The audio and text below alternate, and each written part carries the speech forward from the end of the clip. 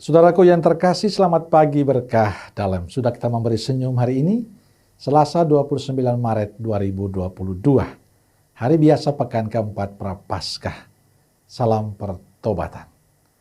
Kita awali permenungan kita hari ini dengan tanda kemenangan Kristus. Dalam nama Bapa dan Putra dan Roh Kudus. Amin.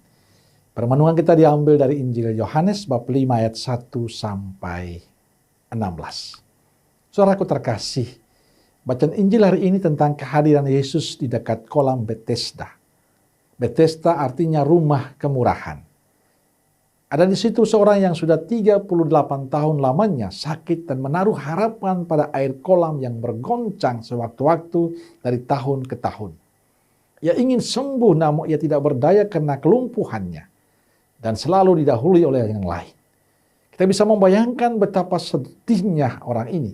Ia ingin sembuh tapi selalu kalah dengan yang lain. Ketika Yesus melihat orang itu berbaring dekat kolam dan tahu akan keinginannya untuk sembuh, Yesus berkata kepadanya, "Maukah engkau sembuh?" Pertanyaan Yesus dijawab dengan ungkapan ketidakberdayaan orang itu karena setiap kali terjadi goncangan, ia selalu kalah dari yang lain. Mendengar ungkapan orang lumpuh ini, Yesus berkata, "Bangunlah, angkatlah tilammu dan berjalanlah." Dan pada saat itu juga sembuhlah orang itu. Lalu ia mengangkat tilamnya dan berjalan. Lalu Yesus melanjutkan perkataannya, "Engkau telah sembuh, jangan berbuat dosa lagi." Saudaraku yang terkasih, ada dua yang perlu menjadi bahan permenungan kita hari ini. Pertama, kuasa Yesus mampu menyembuhkan segala penyakit dan derita manusia. Yesus mampu menyembuhkan hanya dengan mengatakan, "Bangunlah, angkatlah tilammu dan berjalanlah." Kisah ini membuktikan bahwa Yesus punya kuasa akan hidup matinya manusia.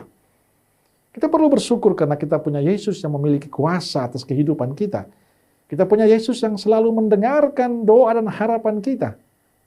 Datang dan berserah diri pada Yesus adalah jalan terbaik bagi kita bila ingin selamat. Kedua, pesan Yesus pada orang yang disembuhkan itu, "Engkau telah sembuh, jangan berbuat dosa lagi." Pesan ini penting untuk kita. Sebagai manusia kita tahu akan kerapuhan kita. Kita tahu akan kelemahan kita, maka Yesus mengajak kita untuk tidak melakukan kesalahan yang sama supaya kita tidak semakin jauh dari Tuhan. Kita seharusnya belajar dari kesalahan dan mampu membangun hidup yang baru agar semakin pantas di hadapan Tuhan. Bahkan Injil mengatakan dengan tegas, "Jangan berbuat dosa lagi, supaya padamu jangan terjadi hal yang lebih buruk lagi." Artinya kita butuh pertobatan yang radikal, serta berani meninggalkan semua kelakuan kita yang tidak pantas di hadapan Tuhan dan sesama. Kita perlu memperbaharui hidup kita, dan semua tergantung pada niat dan kehendak baik kita. Semoga di masa tobat ini kita sungguh mewujudkan niat pertobatan itu dengan membaharui diri kita. Sehingga pada saatnya kita makin pantas merayakan sukacita Paskah bersama Tuhan. Amin. Semoga Allah yang Maha Kasih memberkati saudaraku sekalian, Bapa, Putra, dan Roh Kudus. Amin. Roh Kudus Nazaret, doakanlah kami. Amin. Berkah dalam.